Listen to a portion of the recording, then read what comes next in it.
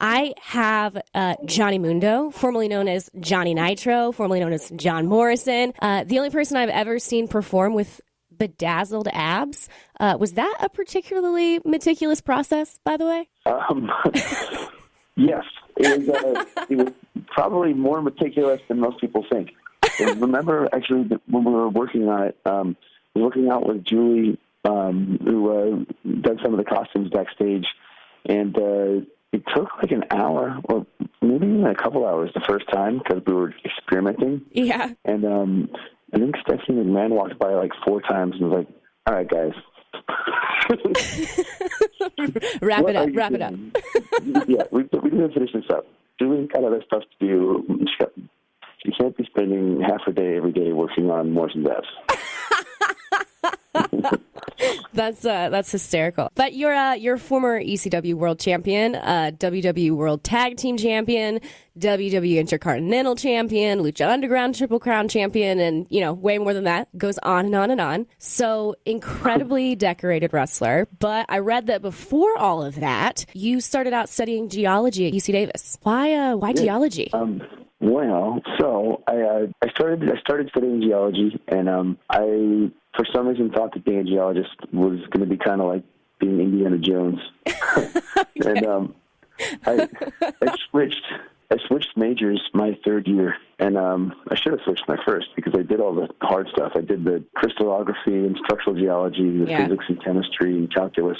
Jesus. And geology is not an easy major. No, it's not. After I started to go into the field and figure out what it is specifically that a geologist does, I switched majors to film and ended up with a double major in geology and film because I'd done so much geology. Yeah. And I started writing and making short action movies at UC Davis.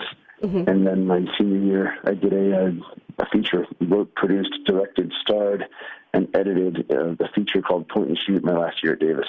I took one film class, and I'm not going to say that I failed because I actually got a really good grade, but I think if you went back and actually watched it, it's, I never want that to see the light of day, for sure, not ever. Some of the action shorts that I did, I'll watch every once in a while. They're not amazing, but that feature, it was horrible, for so many reasons.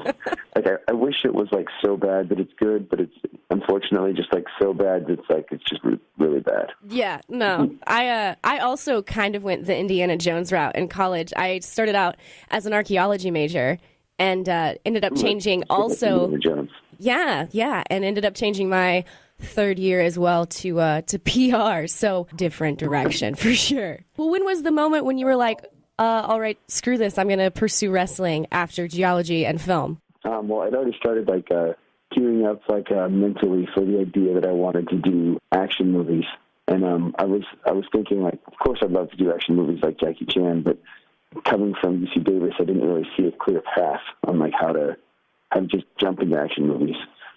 So right. I was planning on writing, choreographing, and starting working my way up. But then I saw a show called Tough Enough.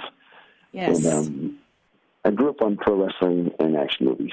And so when I saw Tough Enough, it kind of I had this epiphany where I was like, wait a minute, pro wrestling is physical storytelling, it's action, it's very physical, demanding. It's all the stuff that I'm currently doing and that I'm interested in doing. And when I saw Tough Enough, I was like, and I feel like I could win that show just based on what I saw for season 1. So I just applied for season 2, didn't make it, and reapplied for season 3. And ended up making it on to season 3 of that show and winning, and then the prize was a contract. So you didn't make it on to season 2. You did make it on to season 3, and then you went on to become, I'd say the most successful Tough Enough winner of all time, basically. I think so too. Yeah. And you went into that with some training though, didn't you? A little bit, because between season 2 of Tough Enough and season 3, it was a relatively short period of 6 months. Yeah. I'd already kind of made up my mind that I wanted to get into pro wrestling. So I started training at a place called SPW, Supreme Pro Wrestling in Sacramento. Mm-hmm. And I learned a few things, I was a referee for a few matches, and there was 2 nights a week where I'd show up to the Continental Theater in Sacramento and set up the ring. And I feel like the stuff that I learned really helps me with Tough Enough. Yeah, absolutely. You had a little bit of an advantage going in, but that doesn't always mean anything on Tough Enough. There have been people who have come in on Tough Enough with some, like a little bit of wrestling background and didn't do very well at all. So, I mean, yeah, you were definitely just set apart from the crowd for sure. The best advantage that I had was the background of just, I mean, I was an amateur wrestler too, so I wrestled all through high school and U at Davis, and then I started doing gymnastics and martial arts and jiu-jitsu and all this like stuff for action movies at Davis. So I think that was like the real difference maker for me. And now you're Lucha Underground's second Triple Crown champion. So yeah. No, it all comes together. Yeah, all at the end of the day. Lucha Underground has such a fun and sort of out of side of the box feel to it. Like, it doesn't take itself too seriously, but the wrestling is insanely good. And there are so many different extreme styles that kind of blend together. And it's kind of got an action movie vibe to it almost. So that's got to be kind of a breath of fresh air, yeah? I love it. I think you nailed it. Yeah, it's this cool hybrid show. I mean, the backstage vignettes are shot like action movies with coverage, and it has this grindhousey, almost like kitschy action movie tone to the whole thing. And I also think that the action, the wrestling specifically in Lucha Underground, I think is the best in the world right now. Yeah. It's fast-paced and hard-hitting, and the roster is very competitive. And I think because of that, the type of stuff that you're seeing at Lucha Underground is really, it's trend-setting, it's new, and it's shot in a really cool way. Even just like the camera angles that they use is so different than what you see from other promotions. It's just insane to watch. All right, speaking of action movies, you put your whole life on hold recently to make sure one was made, Boone the Bounty Hunter. And I was listening to Colt Cabana's podcast a few weeks ago, and you had told him that you put your house up for sale to fund the film. So if you don't mind, let's take our listeners through a brief breakdown of how all that went. Oh, I don't mind. Okay. Let's do that. So, Boone the Bounty Hunter is when I left wrestling in 2011 full-time with WWE, I knew I wanted to make an action movie. And I didn't know specifically that it was going to be Boone the Bounty Hunter, but I knew I wanted to do more than just act in movies. Yeah. And when I started thinking about the kind of movie that I wanted to make, I wanted to do something with like self-deprecating, reluctant hero type guy that was not taking himself seriously, but in consequences or in circumstances of real danger, he had to take the circumstances seriously. And that character became Boone. And Boone is a reality show bounty hunter who uses parkour to boon celebrities like Kevin Sorbo. When Boone's show is threatened to be canceled, Boone decides to go to Mexico to go after a real criminal to save his show. Uh-huh.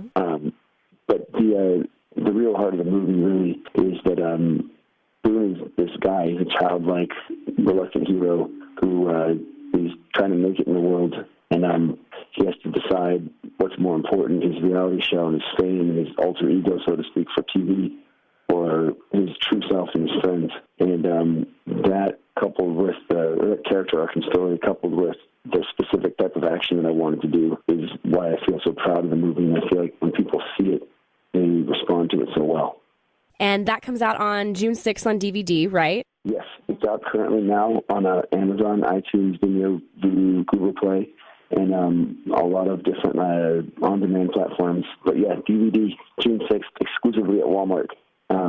Go out there and get a DVD. Yeah, go out and buy 5. Doesn't Walmart have like a really weird contract thing with DVDs that they have? They buy a bunch of DVDs, and the deal, I don't know if like Avengers and Marvel movies make this deal, but the deal we got is they buy a bulk, like a quantity of Boone the Bounty Hunter DVDs. But if they don't sell all the DVDs, you have to buy the DVD back. So literally, like, go out, buy a copy of Boone the Bounty Hunter, and then buy one for all of your friends for their birthday presents. Yeah, we're talking birthdays, Mother's Day, Father's Day, graduations, whatever. buy those DVDs. It'll be a great gift. Yeah, like get it for your dad for Father's Day, and he'll look at it and he'll be like, "Oh, I love action movies," and you're like, "Oh, just wait. It's awesome." Just waiting for you to see. Just waiting to see. Now that you've accomplished all of this, you released Boone the Bounty Hunter. You've done spectacularly on Lucha Underground. What's next on the horizons for Johnny Mundo? Well, I mean, we're talking because Lucha Underground is back on the air finally. On May 31st. First match back is me versus Willie Mack in an all-night long match. One of the dopest matches of my career. We are planning on coming back to shoot season 4 of Lucha Underground this fall. And as far as what's next for me, I really like creating content. And whether it's going to be a sequel to Boone, or I've got a handful of other action comedies that are in various stages of being written. There you have it. He's the reigning Lucha Underground champion, and you can catch him back in action on the El Rey Network on Wednesday, May 31st, 8 p.m. Eastern. And thank you so much, John, for joining me today.